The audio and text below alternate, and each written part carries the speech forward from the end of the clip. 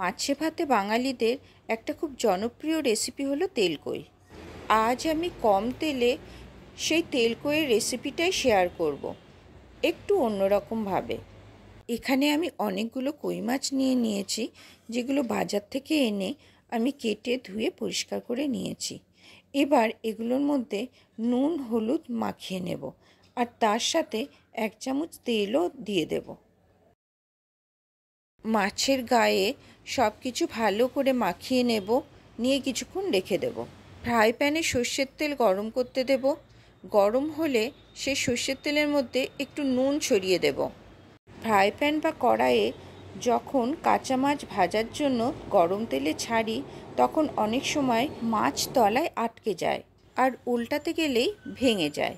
তেলের মধ্যে একটু নুন দিয়ে দিলে মাছ আর পাত্রের গায়ে আটকাবে না, সুন্দর উঠে আসবে। এই কই মাছ কিন্তু বেশি ভাজা যাবে না, সামান্য একটু ওপর নিচ করেই আমরা মাছগুলো তুলে নেব ফ্রাই প্যান থেকে। কড়া করে কই মাছ ভাজার কোনো দরকার নেই।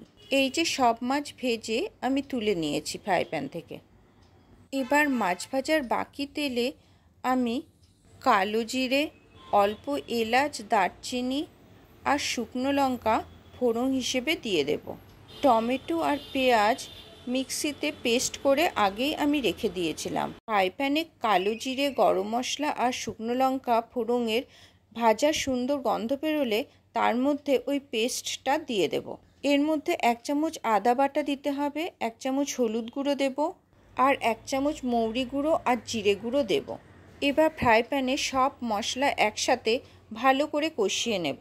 এখানে মাছ ভাজার যে সামান্য তেল পড়েছিল, আমি কিন্তু সেই তেলেই করছি, আর বেশি তেল দেইনি।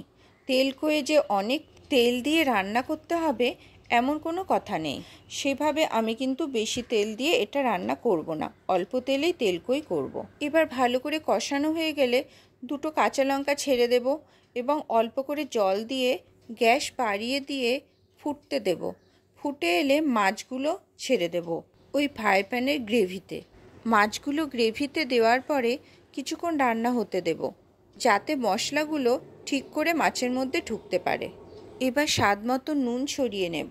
গ্রেভিতে মাছ দেওয়ার পরে কিন্তু গ্যাসের ফ্লেমটা লো করে দিতে হবে। তেলকই কিন্তু এবার তৈরি হয়ে গিয়েছে। এবার অন্য পাত্রে ফ্রাই প্যান থেকে নামিয়ে নেব। এবার 1 চামচ কাঁচা সর্ষের তেল উপর থেকে মাছের গ্রেভির মধ্যে আর মাছের মধ্যে ভালো করে ছড়িয়ে দেব। এতে কাঁচা তেলের সুন্দর গন্ধ আর মশলার গন্ধ একসাথে খুব টেস্টি হয়ে উঠবে এই রান্নাটা। মৌরি গুঁড়ো ব্যবহারের ফলে একটা সুন্দর স্মেল হবে, তাই গরম মশলা দেওয়ার আর দরকার নেই এখানে।